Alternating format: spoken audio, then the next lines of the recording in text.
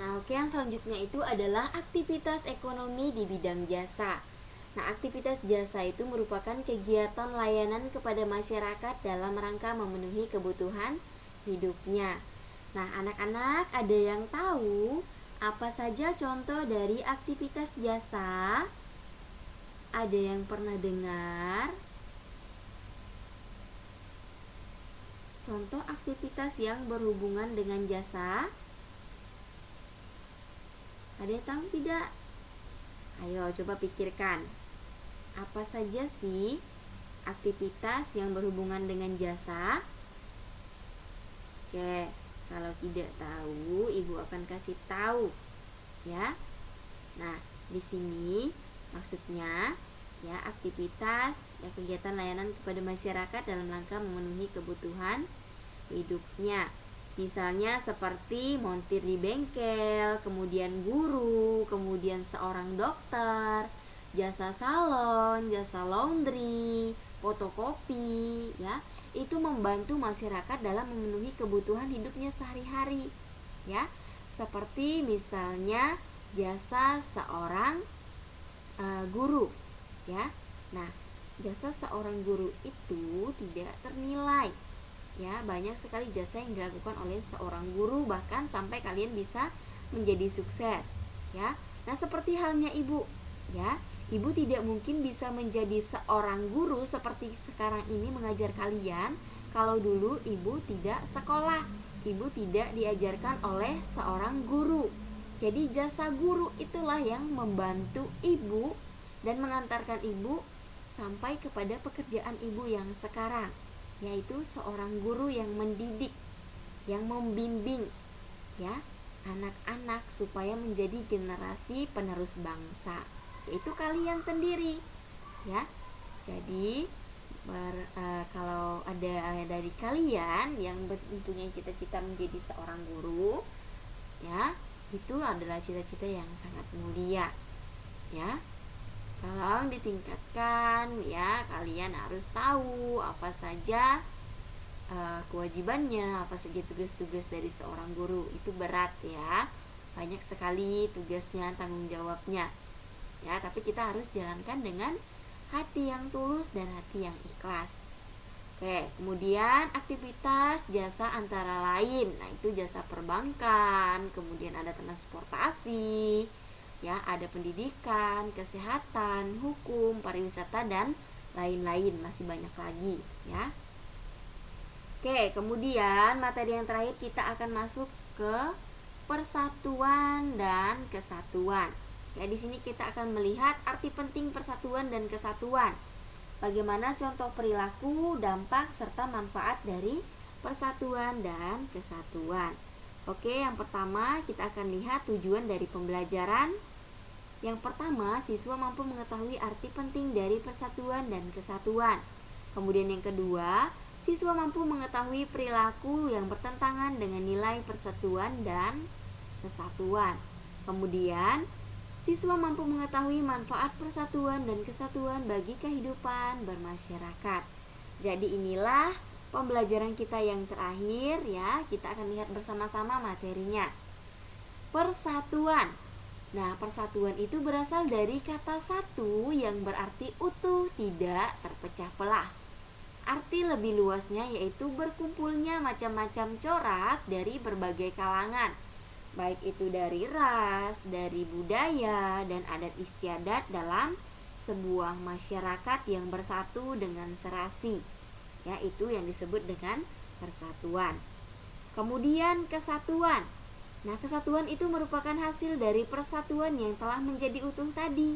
Nah, hal ini disebabkan untuk terhindar dari disintegrasi, maka sangat dibutuhkan persatuan di Indonesia. Nah, disintegrasi itu apa, Ibu?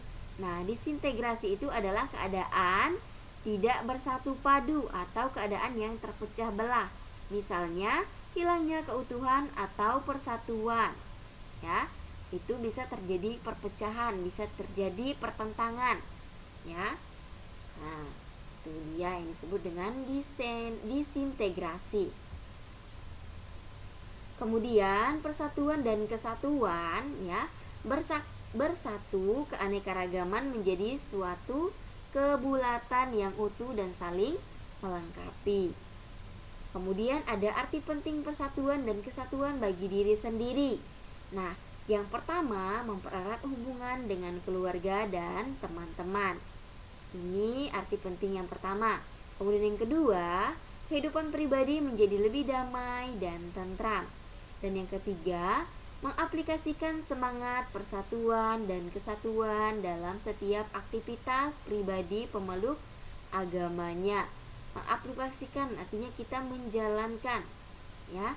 Kita menjalani, kita melalui, ya, kita mengembangkan semangat itu. Tuh. Kemudian arti penting persatuan dan kesatuan bagi masyarakat. Yang pertama, mewujudkan hidup bermasyarakat yang tentram dan damai. Kemudian yang kedua, hilangnya konflik antar warga dari masyarakat, ya, atau antar masyarakat. Kemudian memperkuat rasa kekeluargaan dan mempererat tali silaturahmi antara satu dengan yang lain, ya, itu.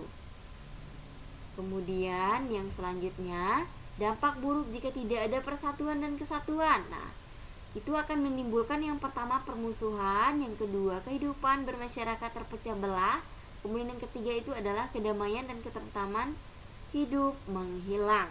Nah, ini adalah dampak buruk jika tidak ada persatuan dan kesatuan. Nah, persatuan dan kesatuan itu terjadi dalam proses yang dinamis dan tumbuh dari berbagai unsur sosial, budaya masyarakat dalam waktu yang panjang.